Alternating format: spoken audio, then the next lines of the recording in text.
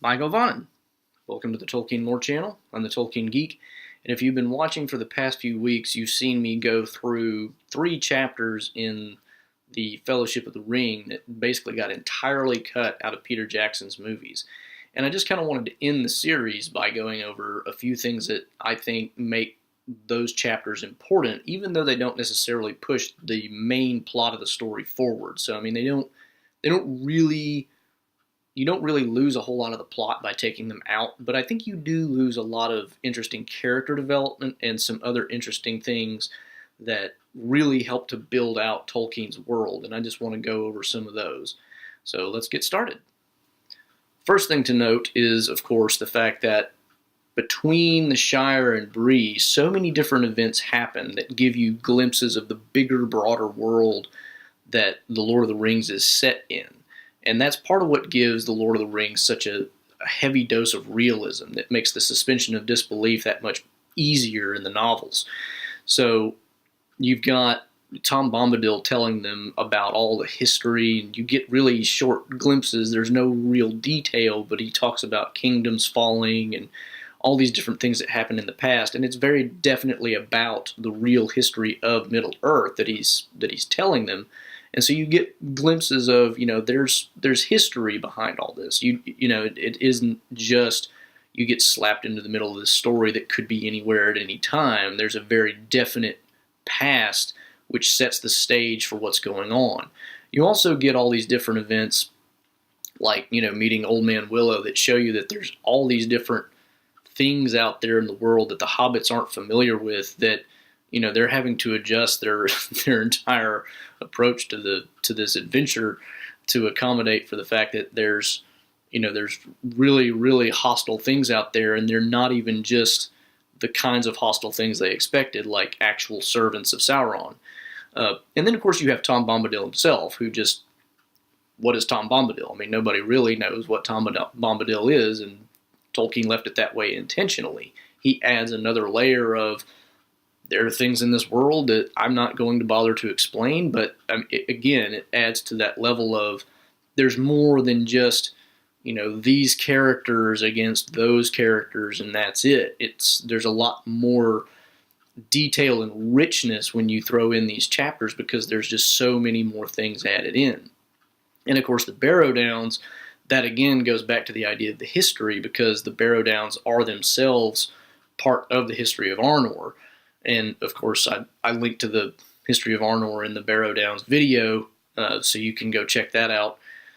And the idea, of course, it even makes an explicit reference to the Barrow Downs in the Tom Bombadil chapter where he's telling them about that, and then you actually get to experience it. And so you really get that connection of, not only is there a history, but the hobbits kind of fall into a little piece of it before they finally, get out of the woods, figuratively and literally.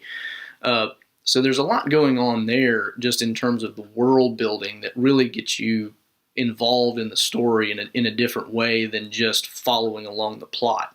So that's one thing that I think was important. Now let's talk a little bit about some of the character development that goes on. So at this point in the novel, of course, the only characters we really have to deal with on a regular basis are the 4 hobbits: Frodo, Sam, Merry, and Pippin. Now, there's not a whole lot of character development in the sense that you don't learn a whole lot about their backstory or anything like that, but you do start to get ideas of how they act in given situations. You do kind of start to figure out, Sam is very much the practical-minded, commonsensical type, even if he is sometimes a little slow on the uptake. You get part of this comes earlier even than these chapters, but Merry and Pippin, you realize, are both kind of lighthearted but also have serious sides to them, especially Merry. Merry seems to know quite a lot, especially about the Old Forest, since it's something that he grew up near to in, all his life.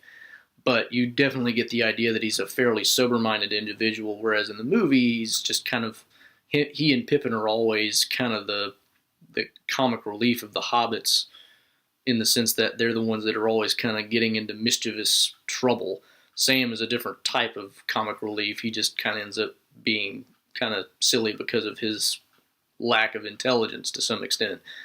Frodo, of course, you get a lot more of because he's the main one that gets most of the focus, but a lot of it just ends up being, you start to see him interacting with the world at large and the ring. So, for example, in the instance where Tom Bombadil actually takes the ring, puts it on, throws it up, and then makes it seem to disappear and then gives it back to Frodo, you can see that starting to play on him a little bit when Frodo decides, I'm going to put the ring on and make sure it's the real thing. So, I mean, you can you're starting to see how the ring kind of plays on subtle emotions and desires to get you to do what the ring wants you to do as opposed to what you ought to do.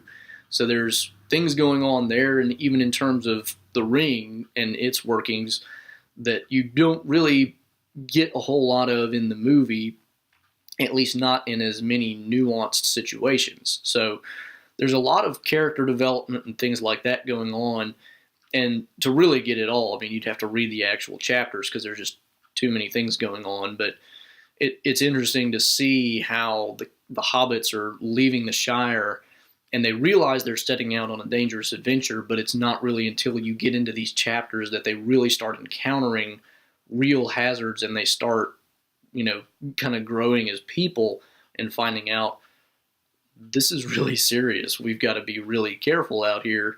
And that's another thing about these chapters. It's kind of it gives the hobbits their first real opportunities to face any dangers, and it's really the only time in the entire novel that you get the hobbits as a foursome facing these dangers by themselves. Ultimately, of course, Frodo and Sam end up by themselves and face a lot of dangers on their own, but as a group of 4 hobbits, this is the only time that they're really alone facing the hazards of the world and on this venture by themselves. So it's interesting in that regard too, just because you don't, ever since then you get, Aragorn finally meets them and he's watching out for them, and then they're with the Fellowship, and then, Merry and Pippin are always with other people after that point. So, they're really getting their independence here. They're showing what they're capable of just as hobbits, and they, that continues to grow throughout the novels, because even later on, Merry and Pippin are doing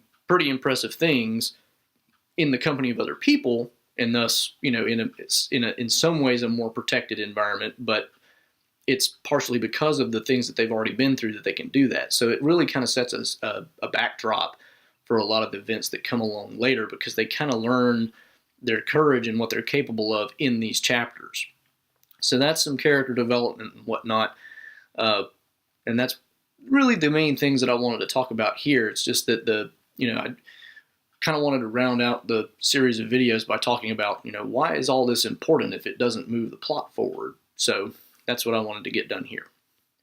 So I hope that kind of explains why I've been on this 3-video series about the Old Forest and Tom Bombadil and the Barrow Downs.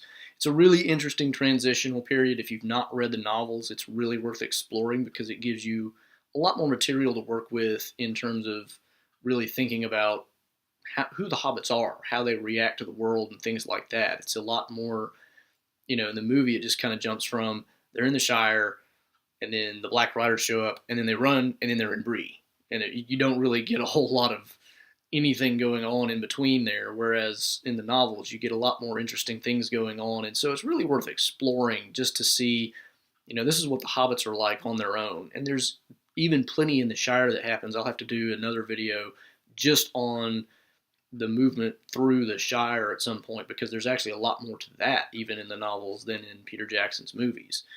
So anyway, if you like the video and it hopefully makes you want to go and read the actual novel if you haven't already, then please give me a like. Please also subscribe if you want to learn more about Lord of the Rings or anything else that Tolkien wrote, did, or had interactions with in the world. And you can also follow me at Twitter at JRRTLore. And until next time, this is the Tolkien Geek signing out for the Tolkien Lore channel. Namaste.